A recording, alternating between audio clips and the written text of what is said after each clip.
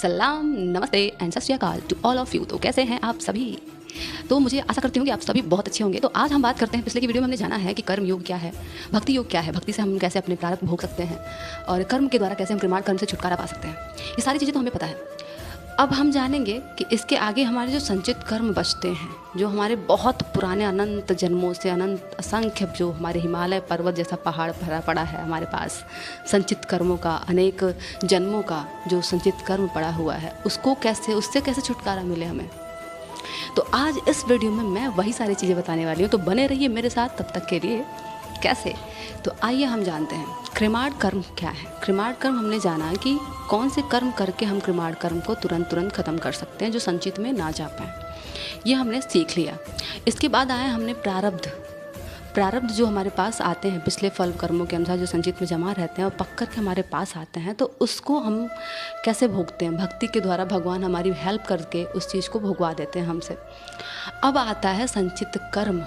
अब संचित कर्म कैसे हम भोगें, क्योंकि संचित कर्म तो बहुत सालों से हमारे पास असंख्यों पहाड़ पड़ा हुआ है, उसको भोगना या फिर उसको तो पता ही नहीं है वो कब पक के हमारे सामने आ जाएगा। तो हम कैसे क्या करें, संचित कर्मों से हमें कैसे छुटकारा मिलेगा। एक छोटी सी मैं बात अपनी बताती हूँ। एक बार की बात है, मैं जब बहुत छोटी थी, आई थिंक मैं शायद 2 या 3 में पढ़ रही थी, तो उस टाइम पे मैं सोच रही थी, खेलते खेलते सोचते सोचते क्या ये सोचने लगी कि आखिर ये दिन रात क्यों होता है। ये डेली लोग सुबह उठते हैं, फिर शाम को सोते हैं, फिर सुबह उठते हैं, फिर शाम को सोते हैं, क्या ऐसे ही चला जाएगा? इसके बाद भी कुछ है क्या? उस समय शायद मैं 7 या 8 साल की रहूँगी, मुझे सच में कुछ याद नहीं है, बट मेरे दिमाग में ये बात ज़रूर चल रही थी कि आखिर ये धरती ऐसे ही चलती रहती, इसके बाद भी कुछ है क्या। तो मुझे जब बच्चे होते हैं तब तो बच्चों के दिमाग में बहुत सारी बातें चलती रहती हैं, एक्चुअली क्वेश्चन पूछने का आदत होता है। मुझे भी ऐसा लगा ना कि हाँ, कुछ तो बात है जो मैं नहीं जानती हूँ। तो मैंने सोचा कि मैं क्यों ना अपनी मम्मी से ये बात पूछूं कि मम्मी ये क्या है। तो मैं अपनी मम्मी से पूछी, गई अपनी मम्मी पास, बोला मम्मी ये डेली दिन क्यों होता है, रात क्यों होती है, लोग सुबह फिर उठते हैं, फिर खाना खाते हैं, फिर शाम को सोते हैं, फिर सुबह उठते हैं, फिर जॉब पे जाते हैं, काम करते हैं, फिर आते हैं, ऐसा कब तक चलेगा और ये क्यों होता है, इसके बाद भी कुछ है क्या। मैंने जब मम्मी से ऐसे बात की, सवाल किया, तो मम्मी को पता ही नहीं था इस बारे में। तो मम्मी ने भी बच्चा समझ के मुझे तो मम्मी भी एक छोटा बच्चा समझ के मुझे टाल दी कि मतलब हाँ बच्ची है, दिमाग में आता जाता रहता होगा। उन्होंने कहा कि बेटा ऐसे होता है, सबके साथ होता है और ये ऐसे ही चलता रहता है, अनंत जन्मों से चल रहा है। तो मैं भी बच्ची थी, मैं मान गई, ठीक है होता है, इसका मतलब इसके बाद कुछ है नहीं और सब यही है। फिर उसके बाद मैं सारी चीज़ें भूल गई, फिर अपना लाइफ जैसे जीते हैं वैसे जीना स्टार्ट हो गया मेरा। करते करते पूरे 20-22 साल बीत गए। कुछ सालों के बाद, आज 2 साल के पहले करीब, आज के 2 साल या 2 साल के पहले मेरी लाइफ में एक ऐसा इंसान आया, एक ऐसा पर्सन आया जिसने बताया कि हाँ, ये पृथ्वी के बाद भी कोई चीज़ है, इससे भी परे कुछ है जहाँ हमें जाना चाहिए, इससे भी अलग कुछ है जो हमें सीखना चाहिए। सिर्फ हम इस पृथ्वी के लिए नहीं बने हैं, हम यहाँ के निवासी नहीं हैं, हम कहीं और के हैं। और धीरे धीरे करके मैंने कड़ियाँ जोड़ना स्टार्ट किया। मेरी लाइफ में कैसे क्या चीज़ घटित हुआ, कैसे क्या क्या हुआ, वो सारी चीज़ें मैं देखना लगी, मतलब ध्यान देने लगी इसी चीज़ों पे, कड़ियाँ जोड़ने लगी, ये चीज़ें कैसे हुई, ये कैसे हुई, मैं वहाँ क्यों गई, मेरे साथ ऐसा कैसे हुआ। ये सब जोड़ने के बाद इनफैक्ट वो इंसान मेरे लिए भगवान का स्वरूप ही था। जो इंसान जिसकी वजह से मैं आज यहाँ पे हूँ, उनको शायद मैं गुरु ही कह सकती हूँ अपना, क्योंकि उनके अलावा किसी ने मुझे ये शिक्षा नहीं दी। शायद उनके बाद ही मेरी लाइफ में प्रेमानंद जी महाराज आए, जहाँ से हमें पता चला कि इसके बाद की भी दुनिया है, इसके बाद भी दुनिया एग्जिस्ट करती है। हम यहाँ सिर्फ लेसन सीखने आते हैं, ये हमारा घर नहीं है, ये है मृत्युलोक, यहाँ पे सुख और दुख बराबर बना रहेगा। तो हम झूठ मूठ का परेशान होते हैं, चिंता करते हैं। ये सारी चीज़ें जब मुझे समझ में आई, तो अब इसके आगे की चीज़ें मैंने जानना सीखी, मैंने शुरू की सीखना। फिर जब मैं कुछ दिन तक सीखी, उसके बाद मैं सोचा ये सारी बातें आपके साथ शेयर की जाएं।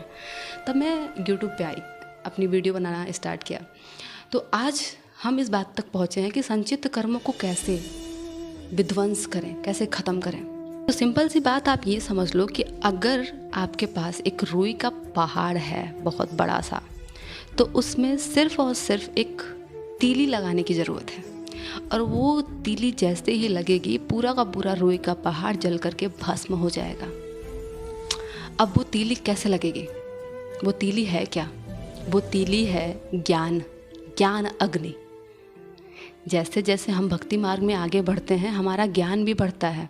हम स्वाध्याय करना स्टार्ट कर देते हैं, हम रुचि रखने लगते हैं पढ़ने में, वेदों को जानने लगते हैं, शास्त्रों को पढ़ने लगते हैं। और जैसे जैसे हमें ज्ञान होता है ना, हम इस संचित कर्म को भी भस्म कर सकते हैं। जैसे एक बार की बात मान लीजिए, जैसे हम एक बार कोई बात अगर बोल दें तो वो बात हम वापस रिटर्न नहीं ले सकते। एक बार अगर बंदूक से गोली निकल के किसी को लग गई तो वो चीज़ वापस बंदूक में गोली नहीं आ सकती। वैसे ही हमारे जो संचित कर्म हैं, एक बार जब वो जमा हो गए हमारे खाते में तो फिर वो वापस नहीं मिल सकते हमें, वो वापस प्रारब्ध के रूप में सीधे आएंगे हमारे पास। और जब वो जमा हो गए प्रारब्ध के रूप में हमारे पास जब वापस आएंगे तो ऐसे असंख्य जन्म हमने लिए होंगे, पता नहीं कितने अनगिनत जन्म हमने लिए हैं। और इन सारे जन्मों में हमने पता नहीं कितने ज़्यादा संचित कर्म जमा किए हुए हैं, पता नहीं कितने बड़े बड़े पहाड़ पड़े हुए हैं हमारे सामने।